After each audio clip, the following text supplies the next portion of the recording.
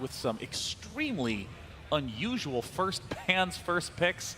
We got Alex straight up banned by Infamous. They don't want to let Ana even have a chance at picking that. And going straight into Viper Night Stalker themselves. I love one-button heroes, man. Viper is a tomato special, one of his favorites. It was often first ban versus them in the group stage. Really? He's actually really good with Viper. I'm real interested to see what the itemization is going to be like. On You'll have a blast this game then. Oh, God. What really Always stands fun out to to me learn. so far, these first two bans from OG, immediately banning Silencer and then the PL as well, and then first picking the Dazzle.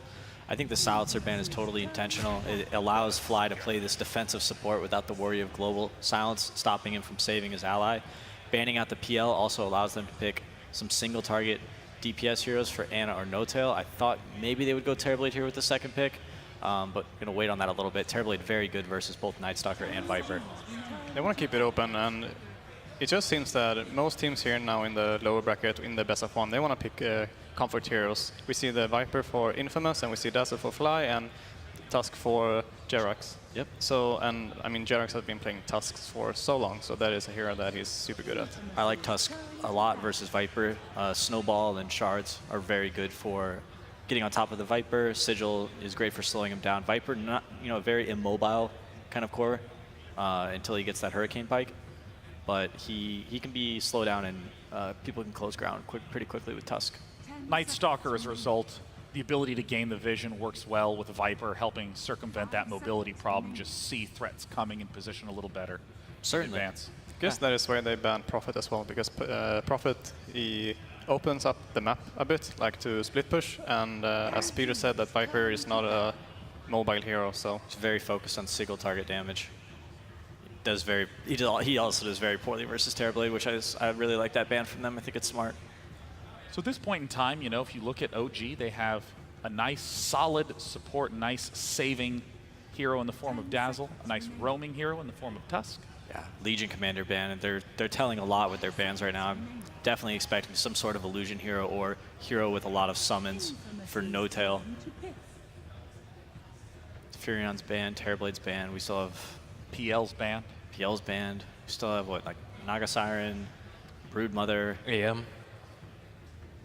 Anti-Mage. I suppose we could see Ana on the Anti-Mage. AM is quite good against Viper, because Yeah, he I just don't like splits. him that much versus Night Stalker though. Yeah. He's a hero that likes to farm very confidently, and when when the map's dark and you can't see that much, Night Stalker can oftentimes sneak up on you, fly over the trees while you're farming neutrals, and As soon as you can kind of get the Manta, though, then you're quite fine, but definitely. you're still scared for Yeah. sure. King Tekka's played a lot of ES. Shaker, I'm surprised we haven't seen Shaker picked up or banned at all here. I think it's pretty good versus our heroes. Very common counter initiation versus Tusk. Good hero to protect the Viper with. Okay. Bat Rider ban.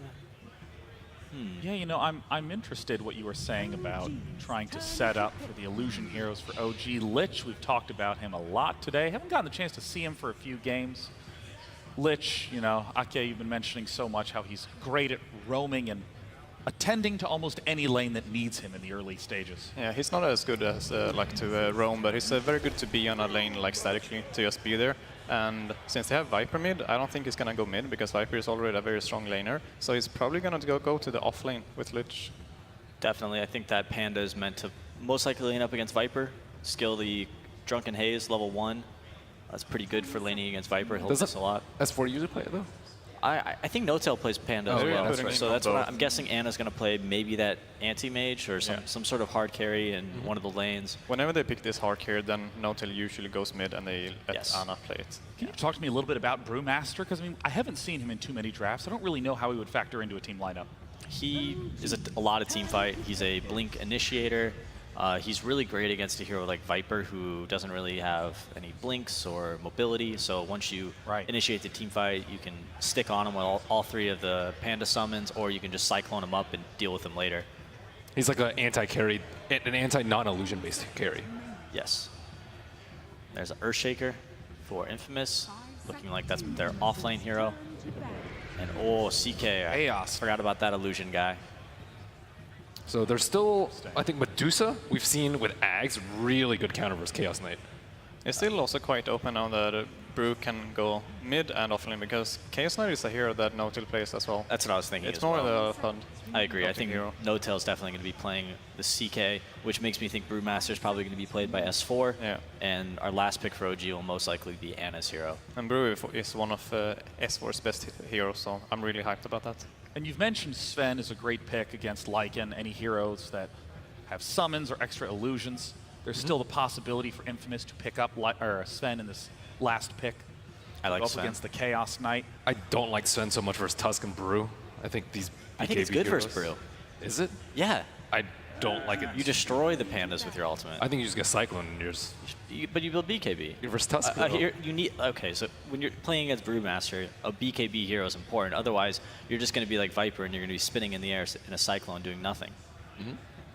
If you're expecting to take team fights and win them, and I think that they'll have the team fight advantage with the Lich Chain Frost is also really good against Panda because it bounces off all the little brewlings or whatever you call them. The mini pandas. I call them like brewlings instead of broodlings, but These sub-pandas. that's my Yep, there's the Sven ban straight up for OG. Told Want to you, make sure dude. I that told Chaos you. Knight. I like Dusa more. All right, maybe they're going to do so then. What do I know? I think Dusa fares better versus CK personally. Fly agrees with me. So are you expecting this last pick to be an Ana pick? No chance of Ana going safe for Very Chaos Knight? I think in a best-of-1 elimination match, I don't think Anna plays Panda. It's going to be an Ana hero who goes mid. So in that sense, Medusa could work, I guess. But if they put that mid, I think Lich can just go mid with Viper, and then Medusa is not going to get so much. Yeah, what do you think of Puck? All right, Invoker. Invoker. Okay. Ana special. Yeah, not bad. It does pretty well versus Viper mid, I think. It can be an even matchup. I'm sure Jarex is going to be right there with him the whole time, supporting him, making sure he doesn't get As usual. too hurt in the laning phase. And Sometimes hard to play versus NS. Sunstrike follow-up for Chaos Knight stuns. Yeah. Some DPS. Now they've got like 2 damage dealers, some team fight, some defensive supports, and this utility Tusk to... I'm sure Jarex makes crazy plays on Tusk every game.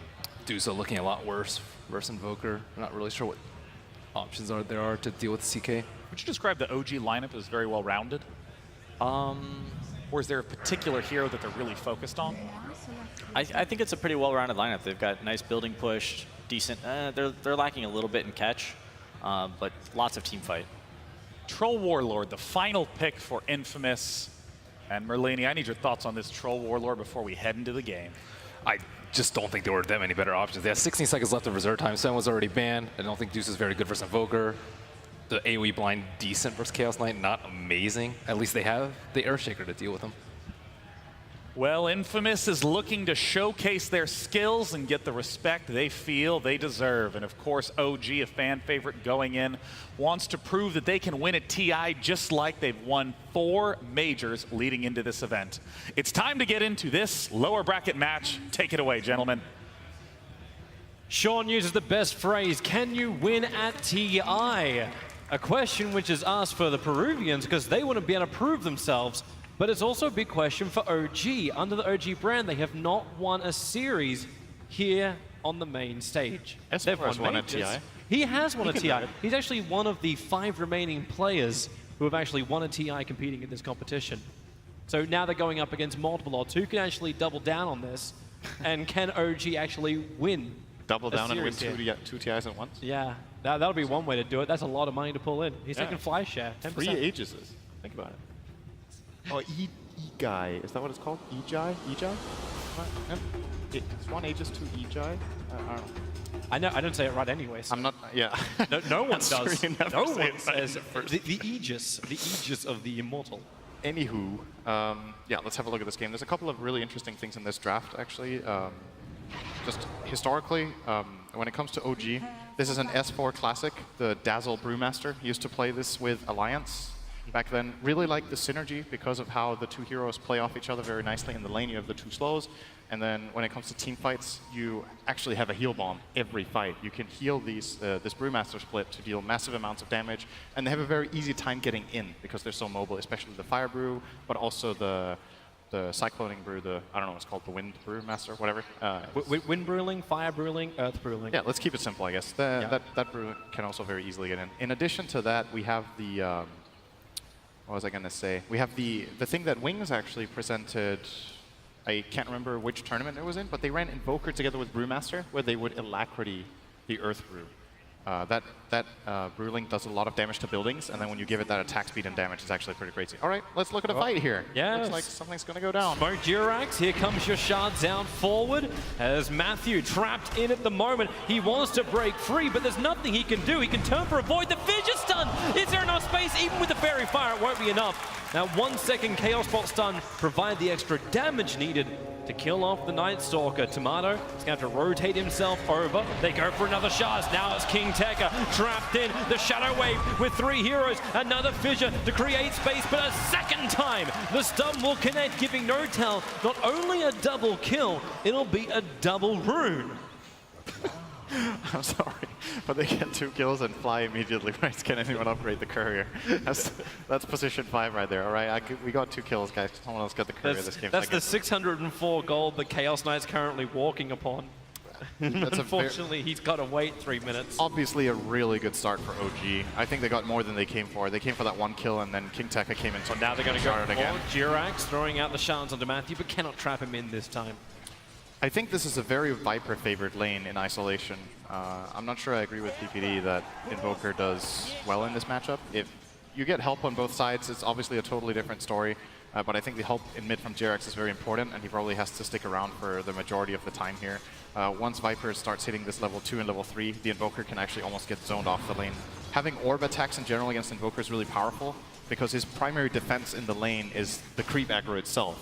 When the enemy tries to go on you, you don't have so much to respond with, but the wave can do it for you. Viper, he's just going to hit you. The upside for Invoker is that he can, first of all, get a lot of help from Tusk and almost get a kill here. The Sunstrike, Tomato. Oh, he gets hit by it, but Ana voided up underneath the tower. He's not taking any more damage, but Tomato revealed out by the 1 melee creep. They know he's in there. Ana is waiting for him to break out of the tree line, and Tomato, well, he'll show himself in relative safety under the tier 1 tower, but damn, he needs some regeneration, and Courier is bringing supplies. Yeah. To finish off this matchup, I think, in addition, one thing that speaks for Invoker in this matchup is that Viper doesn't push the lane very well. So Invoker sometimes struggles getting 2 waves under his tower and losing farm and getting harassed. Viper's not so good at that, but he's more of a stalemate hero in mid, I want to call it, who just holds the lane in place and then harasses you away. But so far, so good from OG. I think Jirax has got a lot done in these first 2 minutes. Well, they might get some more done. King Tekka has to go for the fissure once more. Still slowed up a little bit. Was expecting some level of rotation up from Jirax, but instead, he's coming down to bottom lane to try and work with S4, who's been having not the time of his life. Snowball forward, they bring in S4. Estelle just tries to do as much damage as he can, denies up the regeneration rune, and successfully TP's home. Nice TP. Using the Frost Blast there for the attack speed slow. If he didn't get that off, he would have died for sure. So playing it to the limit there, King Tekka gets gone on again by Notel. So these lanes are playing out kind of the way you would imagine. Viper is starting to, even with all the help of Tusk in mid, the moment Tusk leaves, Viper is starting to build a little bit of an advantage, just getting a lot of denies mainly against Ana here will give him some experience advantage.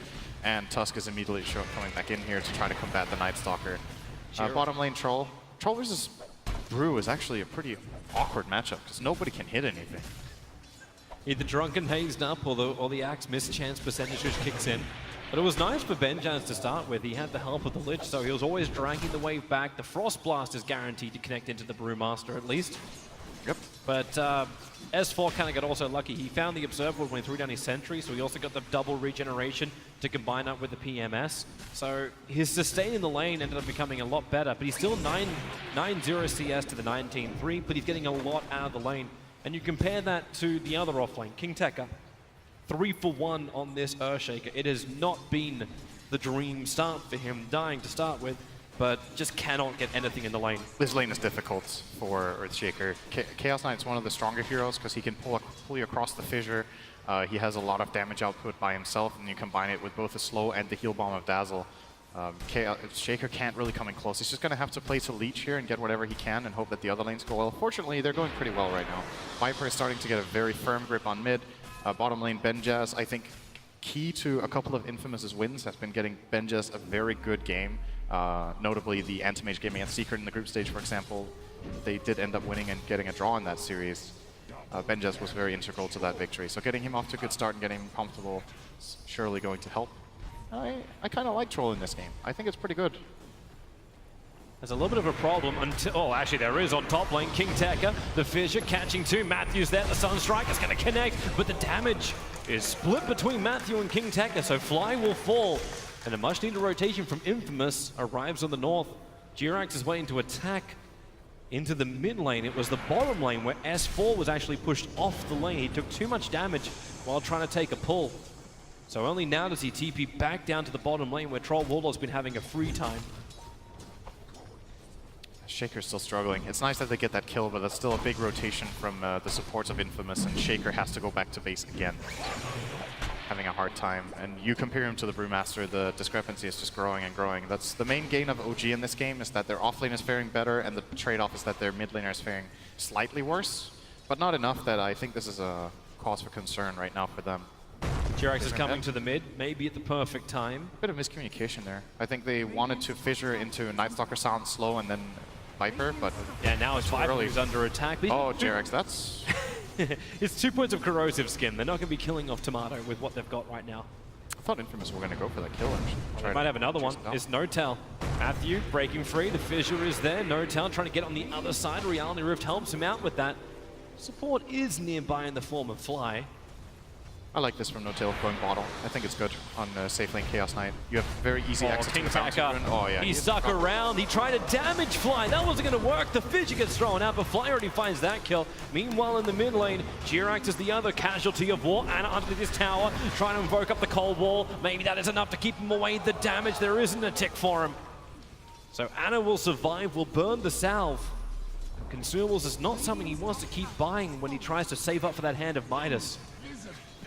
But it gets offset with the death of the Tier 1 tower of Infamous on top lane. It's the nature of the Viper matchup. I think you're going into the game, your mental state against the Viper is, I'm going to need to buy regen. That's how the lane works. If you want to be greedy and try to save up for your Midas, he's going to punish you and send you back to base 4 times, and then your Midas is delayed way more than if you were to send out a couple of flasks. So it just keeps him behind, like he's 300 net worth Matthew behind at the moment. Rune here. He's thinking about it. Ana seems to have a read that something is fishy here, and that means Tomato can just hold the lane forever in mid. There's 15 CS up on this Invoker. I think they're coming for the Shrine. Maybe another thing. Actually, they don't want to take S4 Shrine at this point, even if Anna is low on mana. He has to jungle already with Invoker. This Invoker doesn't like to have to do this, going to farm jungle at 7 minutes, but I like the decision from Ana to do it. It's the best play on the map. Sometimes the best play sucks, but it's the best one, and you got to take it. So at the very least, he didn't die before when he used that nice ice wall, so he stayed alive. And 24 CS, you don't feel good about that as Invoker 7 minutes in. Yep. You feel good about not dying to this Radiant lineup, though. This is a terrifying mid lane to play Invoker in for this entire nighttime. You probably feel better about No-Tell's condition. He's doing great. Yeah, he's having great farm up on the top. He's still only just a little bit ahead of the Troll Warlord. And the Viper is like 600 net worth in front of the Invoker, which isn't the best trade-off either, but it's the fact the Earthshaker has got nothing out of this top lane. Like King Tekka, he's died 2 times. He's really struggled to find any space to farm. This is a great rotation from OG. They have the heal bomb. Nice. Shards forward, Snowball catching 2, combining with the climb and the Brewmaster split. Comes out for the first time. Troll Warlord, the Sunstrike would have killed him if Fly's heal bomb didn't do it. As Lich spin him round and drop him down. Acel will die. And OG can turn this momentum with the first Phantasm use of No-Tell into the death of the Tier 1 tower on bottom lane. It was very clear how they prepared that. They were like, S4 is going to be about to be level 6. We're going to smoke our Tusk and Dazzle down here, use that heal bomb, and if they try to fight back, we TP in the Chaos Knight and overwhelm them. It was like a 3-step plan already there from OG. It's very clear that they were coordinating that. That's the mark of a very, very high-skilled team, that they think ahead that much. It's like chess, you know. If you can predict what's going to happen before it even does, you're way more prepared to make the right move. Well, Benjaz is trying to predict a movement up to top. Invoker was already moving there. He does cut off his path. And there's Jirax who TP'd in here to try and defend the push. But with Benjaz here, maybe he's already moving a little bit further to the back of the tower. He can shines out just to harass and drag the creep wave, making life difficult, but he's not really contesting. Meanwhile, Viper continues to level up in mid. And how do you actually build this Viper? Do you go for sustain? I'm seeing a 4-star currently in his quick buy. How does he survive in the fight while still doing the damage required? He's going to need mobility and he's going to need a BKB eventually. I don't think he can fight this Invoker without a BKB later on. The Chaos Knight's also going to be a problem. He's mainly getting the Force Staff to get out of Reality Rift, I think, and to be able to counterplay Ice Wall. so that he can, you know, stick on his target. It's very important for Viper to itemize so that he can somehow deal his damage. That's still the innate weakness of the hero. It has incredible laning in a lot of matchups, but then you need to turn your net worth into something that actually transitions into a good mid game. When it comes to Infamous in general, it would have been nice for them to be able to use these cooldowns of OG, like they used Brew Split and Phantasm in the same play. The problem is it's daytime, and they don't have the best pushers themselves either, so they're actually not really gaining too much out of these cooldowns from OG. Instead, they're just going to get some farm. This is extremely optimistic from Benjaz. Yeah, he didn't run down. It was right to do so. I think he scouted out the fact that the CK was there, but the Sunstrike from Ana will hit the money. Hilariously enough, Acel started his own TP and left the Troll Warlord alone on the top. He went all the way back to the fountain and just abandoned his teammate. I don't think there's much he could have done to stop it. I'm not going with you in this, man. You're on your own. They both had TP, but the problem was Tuskar was holding his snowball. Yeah. So you couldn't use it. That's a bit of a mistake there from Benjaz. He forced a big rotation, but it's still worth it for OG to get a core kill. If that was a support that they TP'd 2 or 3 heroes in to kill there, I think that would have been worth it for the Infamous side. But losing Troll is big on mid lane. They're coming to mid. Nortel sets up the 1 second stun. It might be enough as well. Tomato starts his TP out. Cancelled very, very quickly. Destroyed by Ana's Sunstrike, and they're wanting more. Crit destroys the Lich. Finally, Nightstalker will hit the ground. Stunned up by the Earth. Brewling. Have they got a little bit more? Nortel, Reality Rift, give the negative armor, and the stun is there. Nightstalker will fall. He cannot reach the safety of the high ground. And once more, OG take a fight and push it to the town. I'm fairly certain Fly is already up. What should I buy? I'm getting rich, man. What to do? I've got like 400 gold. He's got 2 kills, 1 death, and 6 assists. Another great play. He's got more than enough. It's pretty much the same play they just made before. They made kind of the exact same move, well, a little bit different on the initiation order, but using the same abilities to the same effect, getting multiple kills and then a tower. They can kind of rinse and repeat this until Infamous start getting their teamfight up and running. They need the 6 on Lich, they need the Shaker to get his Blink Dagger, and I think that's enough. Then they have a response. But right now their lineup is very slow, and they can't really activate their Viper very well. So OG are starting to build a very big advantage. Yeah, that gold graph is now stretched around 4K and increasing. The experience is a lot closer, however. Remember, the gold graph is getting it spiked because of the death of those 3 tier 1 towers and the fact that Infamous have claimed none themselves. So the money is looking good for OG, but there's still a lot coming out of the Infamous lanes. They're not keeping Troll Warlord at the #1 net worth just by sheer luck. He's building into that Mask of Madness, and then we can see if Infamous can find critical objectives across the map. And I'm wondering if that actually comes through kills, or does it actually come through forcing buildings, using that Troll Warlord's attack speed in combination with the Viper? I think you have to wait. That's the most important thing for Infamous. You have to delay the game without losing too many heroes. You're not in fighting shape right now with your lineup. You can try to find a skirmisher there, maybe with a Nightstalker, but realistically, they're just not online yet. So keep getting the farm in, keep getting the wards out, keep your heroes safe, build toward the BKB. The BKB is the name of the game in this one. It's the best item against OG's lineup. It's like extremely good against both Brewmaster and Invoker. It is an absolute mandatory item on every core on the Radiant side at some point eventually. Shaker's probably going to get it like 3rd or 4th item, but the other heroes have to get it. Like PPD pointed out, you can't play against Brewmaster without BKB in your cores. Like, you're just going to get cycloned.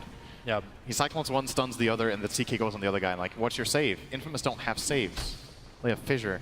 Yeah, they not reliable. They have the turnaround of the fight from the Earthshaker. Yeah, that doesn't happen until he has the Blink Dagger. Exactly. As well as some decent levels. He's gone for a 2-1-2-1 build.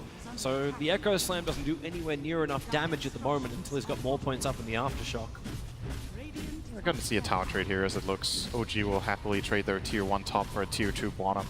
This tower top is extremely difficult to defend and fairly unimportant compared to other things on the map. And if OG get this bottom tier 2, they claim a way more important objective. Looks like it's not really possible. No-Tail is laying into it, but doesn't want to commit his Phantasm.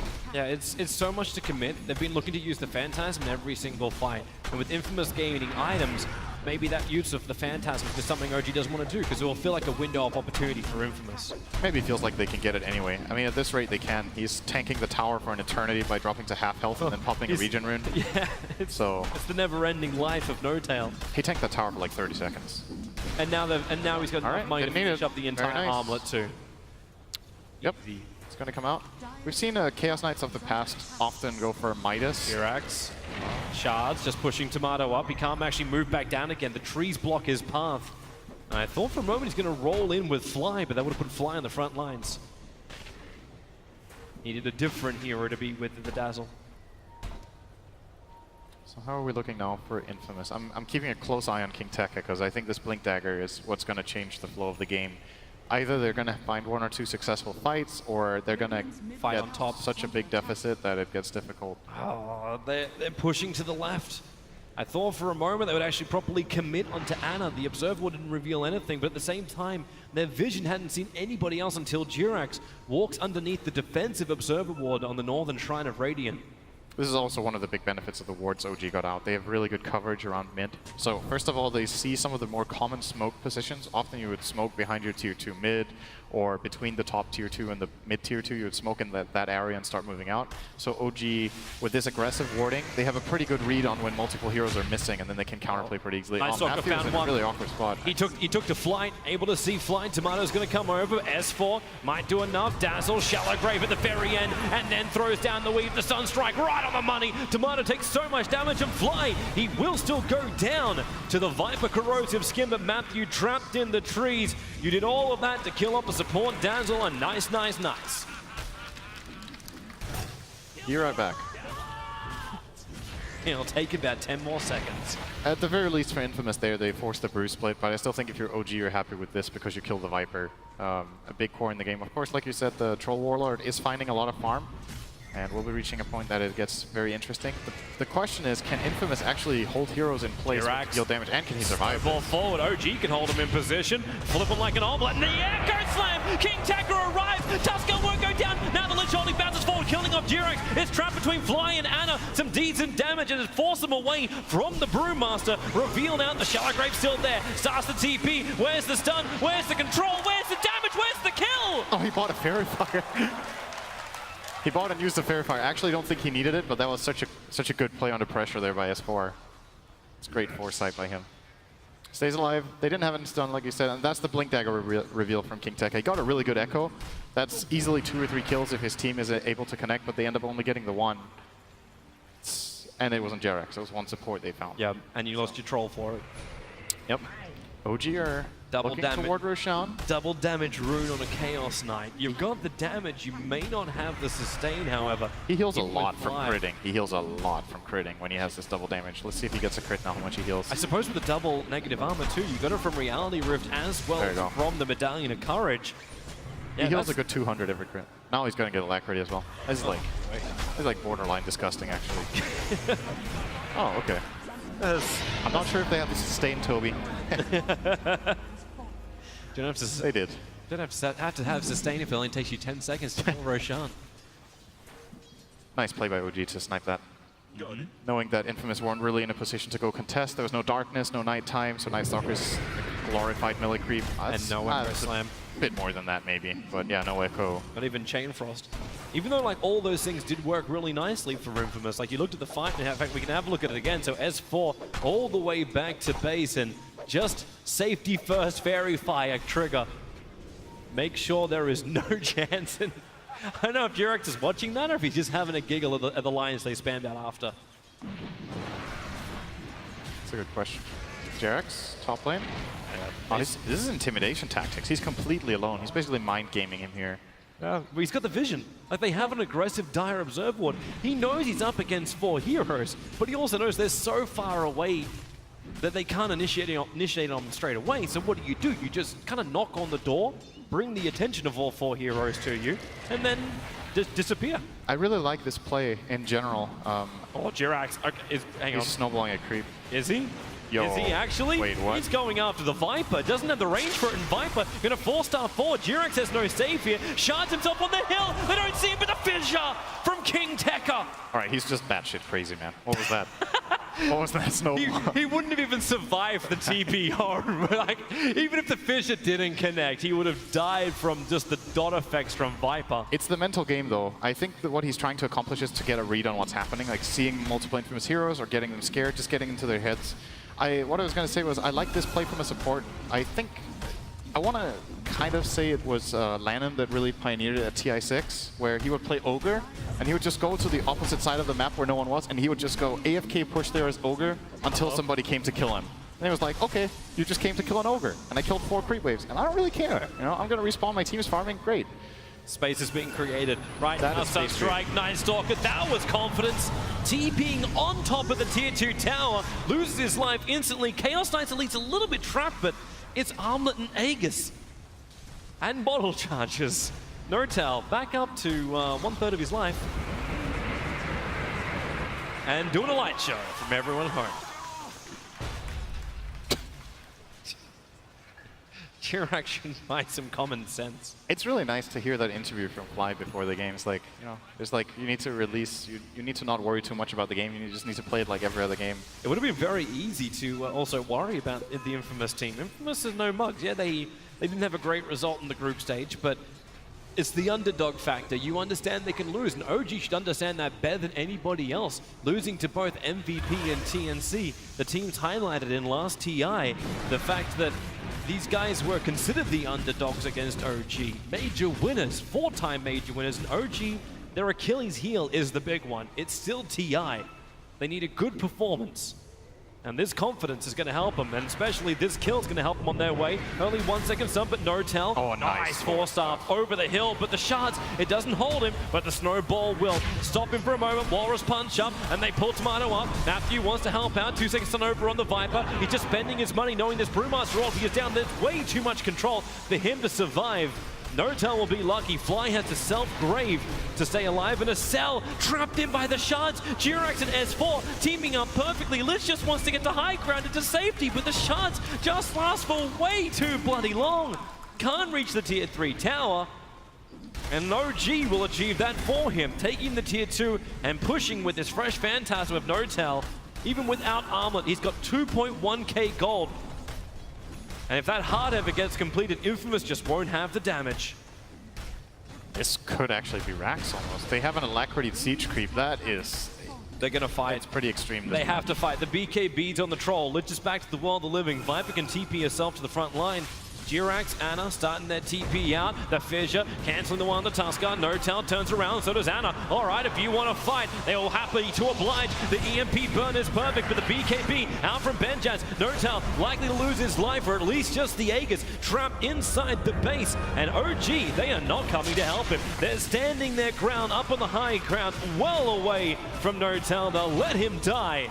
Took a decent amount to get it. Infamous, of course, they want more. TPing forward towards the shrine. They've already managed to catch up to Fly. Jirax as well, trapped inside the camp. The Fissure will connect. Someone needs to reach him. Tomato navigating. Jirax couldn't push himself uphill this time. OG lose 4 heroes. They do take the tier 3 tower, but look at that line from Infamous. Mid, push. Go end.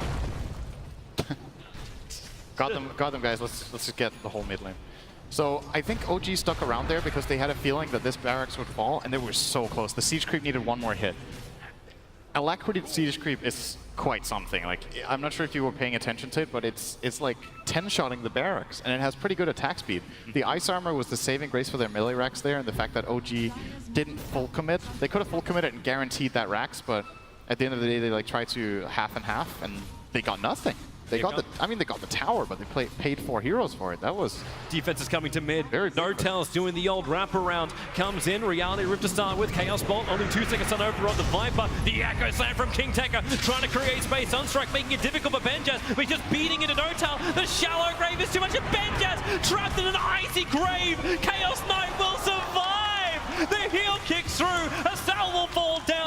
Infamous thought they had a little bit of momentum, but OG, it was crocodile tears. You thought they were bleeding from the eyes, but OG, and now they're going to make the Infamous Rax bleed. Shallow Grave is super good with armlet heroes. No-Till just healed a full 500 when the Grave expired. He just retoggled his armlet, and they couldn't bring him down. Now they committed so much, now they have nothing. It looked like a good Echo Slime. You know, you're tempted to go in for that Echo. There's Chaos Knight using Phantasm. They didn't have the combo. No Chain Frost was available.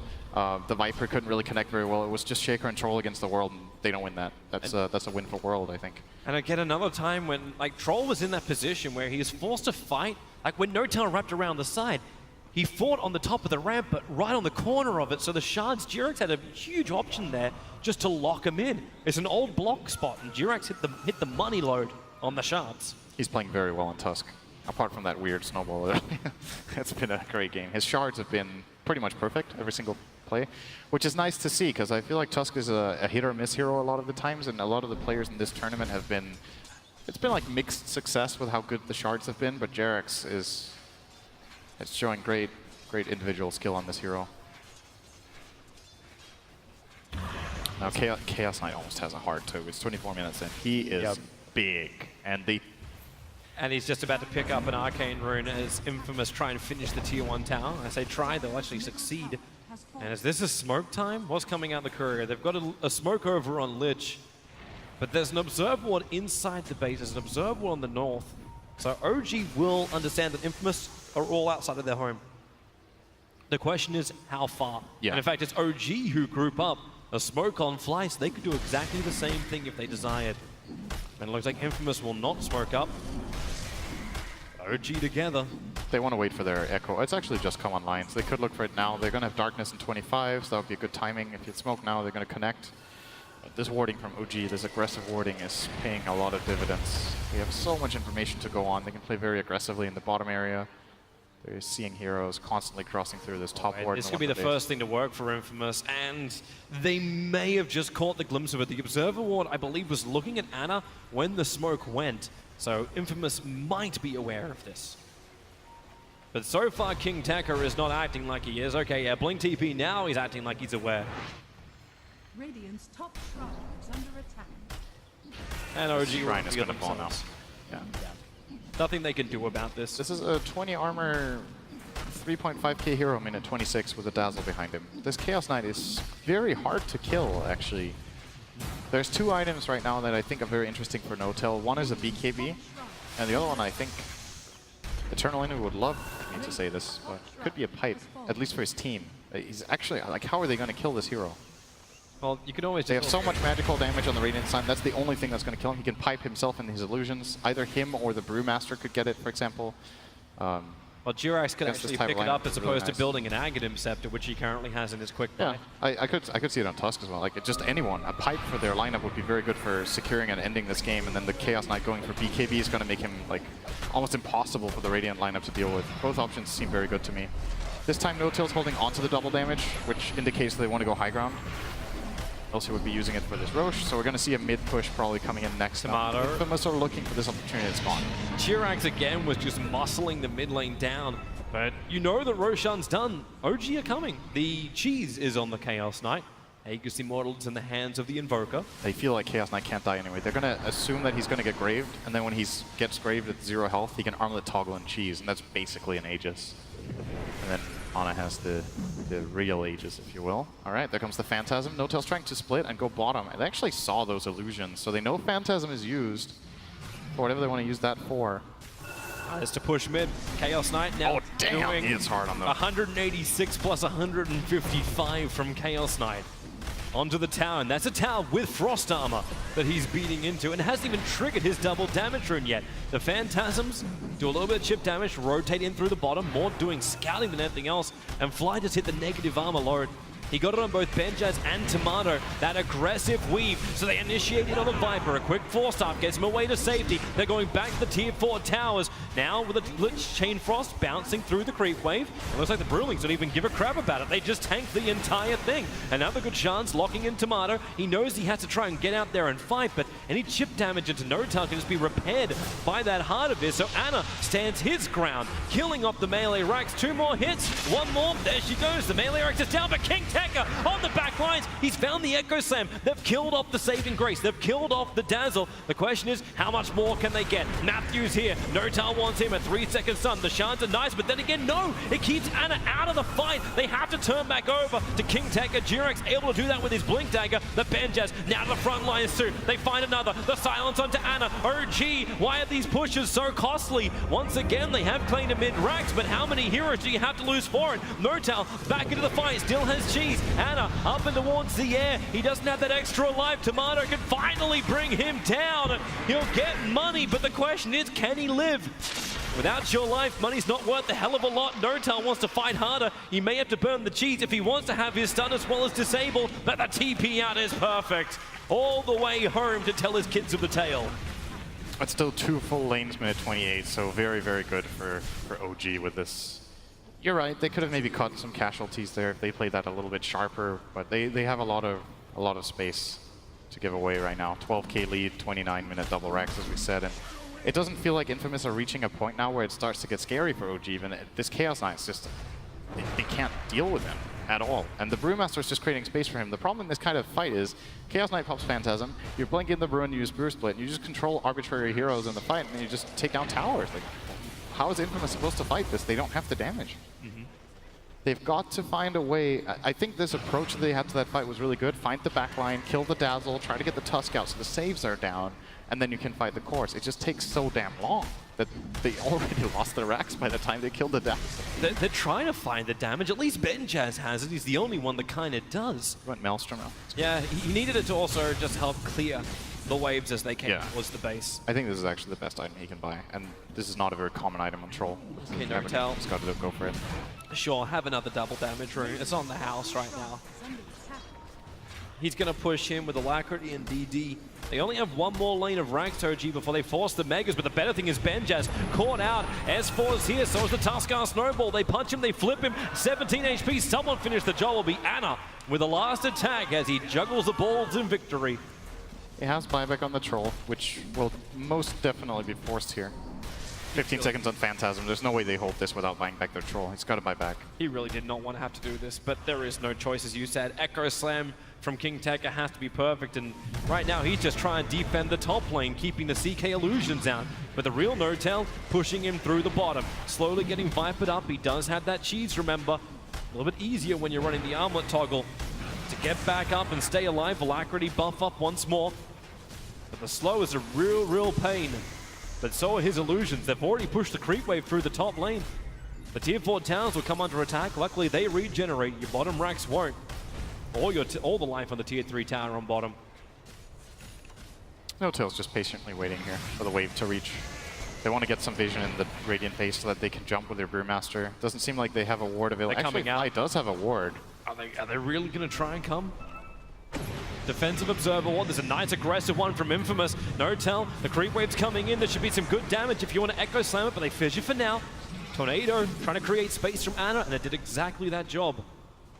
Notel, Reality, just losing the range on Viper. He's trying to bait the BKB from Tomato. That's what he wants. This 10-second BKB. Oh, there's Reality Rift. They go on Benjaz. They get the BKB out of him. And now the initiation has to happen. The Echo Slam on the back lines. Fly will die again. King Tekka hits the right and the money. Can they get both supports? Tomato's doing the work against Ana. Yule Scepter protected for the moment. Up and towards the air. The Lich only hasn't done enough work as King Tekka and Matthew, they're still just trying to chase the support kill. They're going to find Tusker in the tree. Matthew will bring him down, but it took so damn long. The Notel could get back in and kill off the Earthshaker, leaving Tomato stranded. Hurricane Pike trying to create space, but the real CK is on the money. 1 minute without both the Troll and the Viper. S4 looking to actually make that even better, trying to kill off this Night Stalker. Ana joining the fight. The Shrine will give Matthew a little bit more life. Colsnap making it difficult to run away. He's underneath the tier 4 tower. Reality Rift, Notel kills him under that tier 4 tower. As Cell, the sole survivor. Good luck, Lich. It's gonna need to be 6 slotted to defend this, I think. Are you talking to Lich? Yeah. Yep, maybe. It's some very specific items. I'm not sure they exist. Veil and Dagon level 5, so at least he can nuke somebody. Scythe to keep everyone else away, and an Aghanim Scepter. that may be enough. But yeah, it's way too much to repel. OG, very convincing. And again, methodical killing of the team that placed bottom in both of the groups. OG looked pretty good in this. I think there were a couple of times they overstepped their boundaries a bit that they need to be careful with against the better teams, but that was very convincing. I like their strategy. I like the way they put their lanes. I like the way they combined their spells and look for the right moments. It's something you can really tell in some of OG's games is that they have this very good foresight. And something S4 especially is extremely good at is warning his team of what he wants to happen in 30 seconds. So like, I'm about to be 6, rotate bottom of the smoke, we make this play, they're going to do this, we do that. 3-step model, excellent plays overall. maybe the most convincing win of the day, I guess that was. Be next to it. I think Team Secret versus Execration Secret would definitely Execration be up was also there. pretty one-sided. And that's the sad side. Like Execration as well as Infamous, they were both the bottoms of the group. They did they weren't the bottoms because they got through to the main event, which is still a big thing for Infamous to achieve. So they have managed to play here on the main stage, but OG, they break the curse. They win a game here on the main stage. It was a best of one. The next test is going to be very challenging as well, the lower bracket round 2 matchup. And the thing you obviously have to remember when it comes to a team like OG, this is one of their, I don't want to call it pocket strategy, but this is some of their trademark heroes that they haven't really run too much in this tournament. There's been a couple of blue games on different positions, but it's a best of one. You need to bring out something that you're very confident in. So there's a little bit more tape on OG now for the next teams to use, and of course they showed some of their a little bit older stuff that just still works very well. Well, the old is still good, and OG will be the winner, advancing through to lower bracket round 2. We have one more game tonight. Although an incredible heartbreak for the members of Team Infamous being eliminated, OG is finally able to take one step forward at the TI main event. They will still have to do a best of 3 after this, where they will be up against the loser of tomorrow's match between LFY and TNC. That said, in terms of gameplay, OG looked good. Oh my God, they looked good, man. They were clean. They seemed relaxed. Fly kept asking if anyone could buy a courier throughout the game. I think they just played very good around the Panda ulti. Like every time he had an ultimate, they went and took a team fight, they won the team fight, and the only time that they actually lost a fight was when he didn't have the ultimate. So if they were sticking around for a bit too long, then that was the times where they actually died. They also drafted very well against the Viper. Viper was pretty much a non-factor the entire game. He got dual laned mid. Tusk constantly put pressure on them, and CK versus Vipers is a big mismatch. He didn't have Mjolnir or Maelstrom any time in the game. Yeah, I mean, the fact that the Chaos Nate was able to get the Heart of Tarask so early, I should say at all, because frankly, once Chaos Knight gets the heart, he is so hard to kill unless you have the right heroes, unless you have a Sven, unless you have someone who can take down that number of illusions. And it just seemed hopeless at that point. I really think that Lich shouldn't have been on the safe lane. Like, he didn't really stop S4 from getting farm and levels, and having a Lich there who can't really transition into making something more useful like later on in the game, I don't know. I don't really understand why they put him here in like there instead of having him on the offlane maybe to keep the CK down a bit. But OG just did a brilliant job of exploiting all the weakness that they saw. And it is absolutely thrilling now for Team OG to be able to talk about their win. Casey's with no tail right now. How's he doing, Casey? He's doing well. I think he sat down and I said, great game. He's like, yeah, I know. How does it feel to get that game out of the way, to get a win on the main stage of TI, 1 down? I'm not very used to winning at TI, so it feels good. It's okay. Oh, it feels good. Best of ones are scary. It's definitely a huge step for us in this tournament. We had a couple of mishaps. We were close to getting where we maybe wanted to be in terms of group stage, but we didn't. And we dealt with the first consequence. Now we have a lot more coming our way, but we're ready. And you get to prove yourself, or try to prove yourself at least in a best of 3 coming up. It's either going to be TNC, who I know you faced last year, lost to last year, or LFY, which is coming in very strong this year. Which team, if you had your choice, would you rather face? I'm fine with either. I have respect for all the teams here. I don't care who comes in our way, but we're just there to do our best to play good Dota and defeat opponents.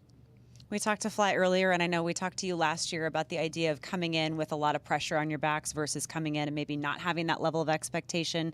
Both of you have said that that might have been really tough for you guys last year, coming out of group stage number 1 in TI6. You actually came in out of your group stage number 5. Do you think maybe, I'm going to put a positive spin on that, do you think maybe that might be the way to change the mentality and change the approach and change your luck at TI?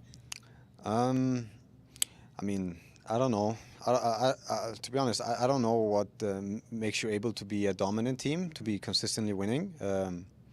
I just try to, become that team. Like, there's no I in team, but this is my personal goal, is to be the most dominant, or be part of the most dominant Dota team.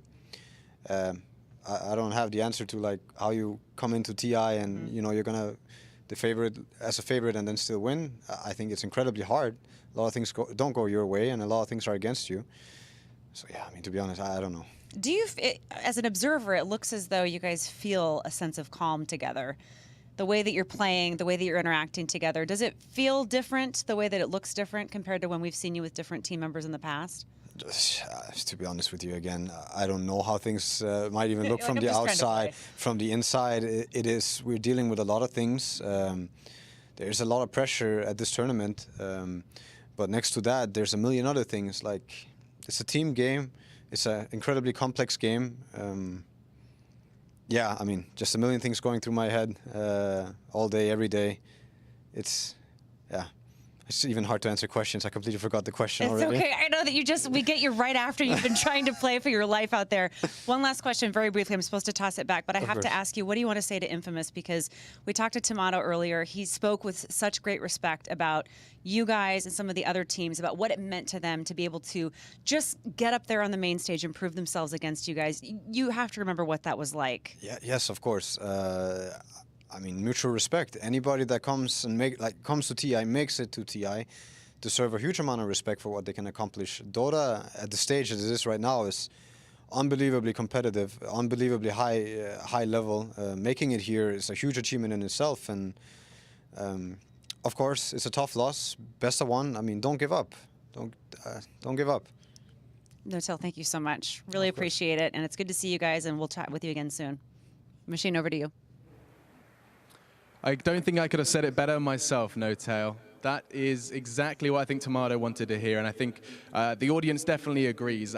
Don't give up, best of one, and getting to the main stage. I mean, I don't need to tell you, that is an achievement in itself. This whole experience coming to TI for first time, South America, Peru, it's amazing. We lost, but I'm still happy because I play main stage. And we tried our best. We studied OG last night. They did better because they're the better team, but we're happy about it. Your first time in the US, your first time on a stage like this, and yet you get to play your game. You know, you get that interview with Casey, everyone's like loving Tomato, they're gonna wanna see what Tomato's doing next.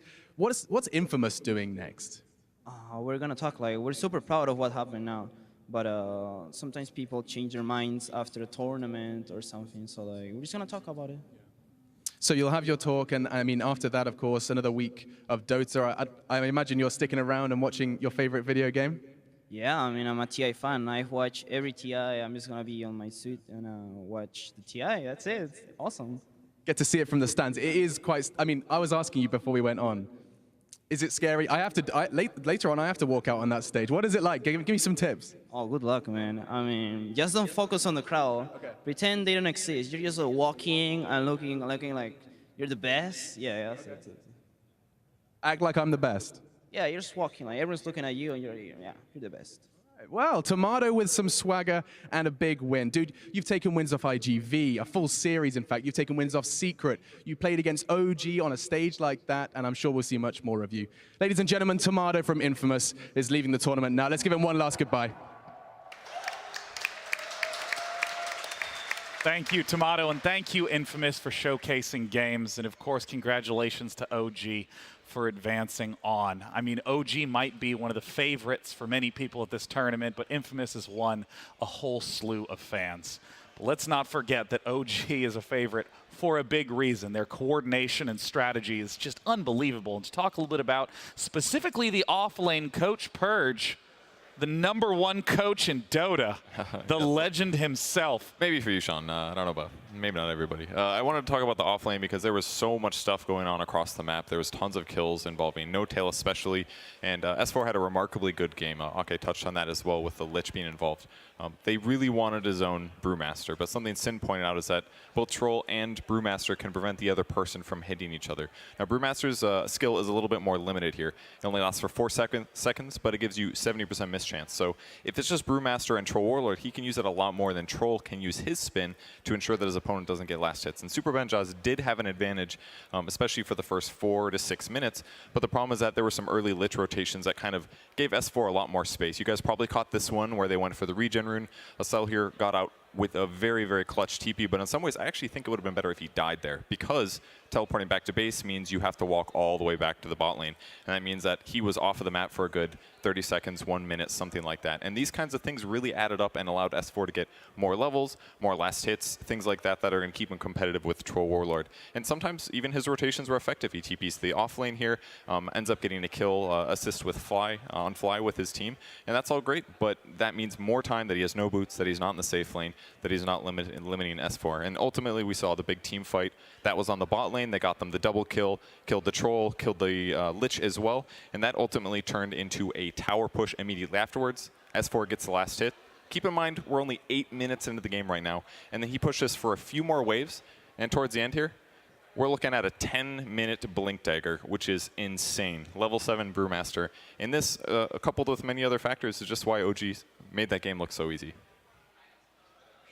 I mean, I'm super glad you bring up these sorts of timings because, I mean, often if you don't get good enough farm, it's 20-minute Blink Daggers, 22-minute Blink Daggers, and getting it at half that pace, 10 minutes, it's these little things, like you said, that add up. And if you've ever played against a good player in Dota, whew, you feel it.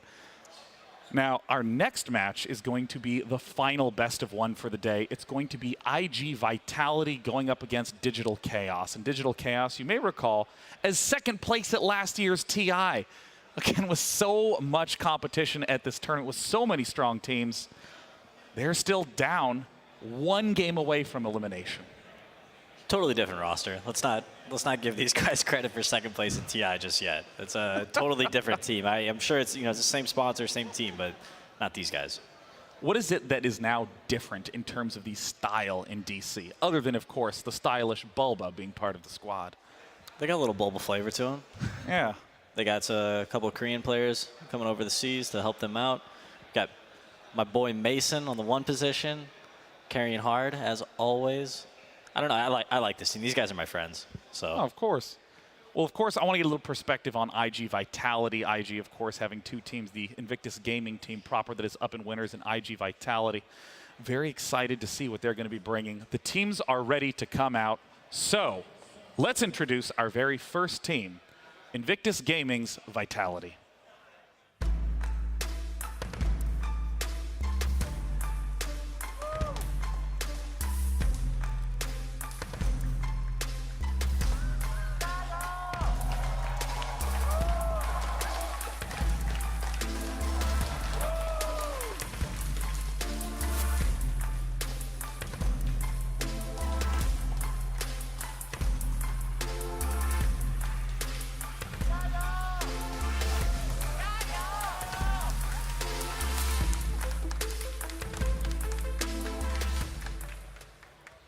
Paparazzi, Super, and of course, dogfights. Notable names on IG Vitality. Thoughts on their team, PPD? The only Chinese team not to make it to the upper bracket. They were very, very close. Them up against DC, 2 teams that were right on the cusp of the upper bracket. This is the closest best of one, in my opinion, looking at day 1 before everything happened today. I know a lot of people are excited about this match. Let's introduce our second team, second place at last year's TI. It is Digital Chaos.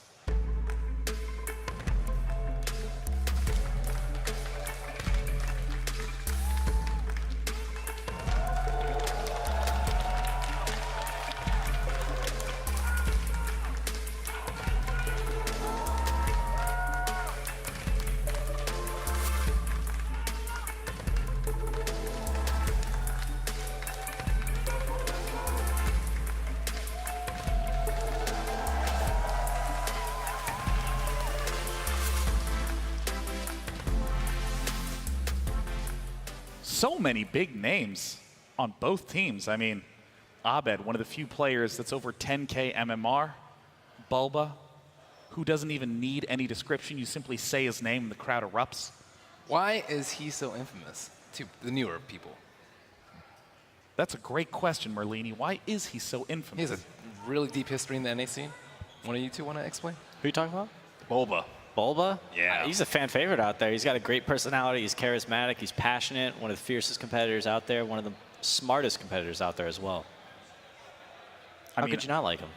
Yeah, of course. I mean, he's always so fun to watch. He's so active on the map. And, of course, he wears his heart on his sleeve. After a lot of the TIs, you see so much of the emotion depending on the results, the outcomes of the matches he's in. And I'm a little curious as well in terms of IGV, the players that are standouts to you. I'm not the one to answer you exactly that question, but if I can come with another answer about the DC instead, I think it's interesting with Bulba. He's been on a lot of teams, but like all of the players that have played with him says that he's like really smart and really good. So in that sense, it's that he just can't seem to find the right team that really fits him. But he's like Envy in a way. He works he works really hard, and he's a very smart player. So I'm really hoping for him to be able to find his team and his play style. And as always, to get a little more insight into the Chinese teams and the Chinese players, we have Jack over on Jack's Corner with Machine. Talk to us a little bit about IGV.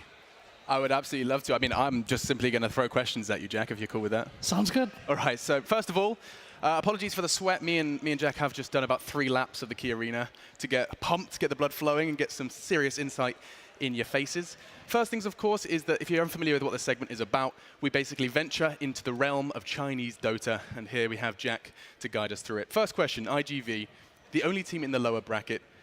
First TI, I mean, what's their story from the Chinese scene? So this is the first TI for all of their players. By the way, the last time that happened was Wings last year. They won the championship. And they've stayed together also the longest, I believe, of any team at TI. This team formed last March. And then you ask, why do they stay together? Most teams, would break apart if they don't qualify for TI as they did last year. Well, simply, they've said, we play together really well. We feel we can take anybody, especially in China, because they're able to win most online tournaments and do very well domestically. So they feel that confidence, and they decide to give it another go this year. They had some issues before TI this year, but Paparazzi said at some point, you know what, we've played together for this long. Let's just get to our first TI together, and here they are. And just away from the history lesson for a moment, personal opinion time. Do you like that approach? Because as someone that's from different scenes, you see teams sticking together, and through highs and lows, they find results. In Dota, it can sometimes be didn't make TI, let's try again with some new names. What do you think about IGV's new approach? I think it's good. I think this team has done a couple of kind of revolutionary things. So back when they formed in last year, they actually had 8 or 9 players on their roster. And the reason for that is if a player wasn't performing well, they'd be able to sub in this sense of having subs, like if you're a coach or manager, if someone isn't performing well, you also have some kind of leverage over that or pressure on them as well. Seems cutthroat, no? Yeah, it was. And there was another reason for that as well that also distinguishes this team. So back then, in China and in other scenes, you have a lot of star players who are the cores of your teams. Sure.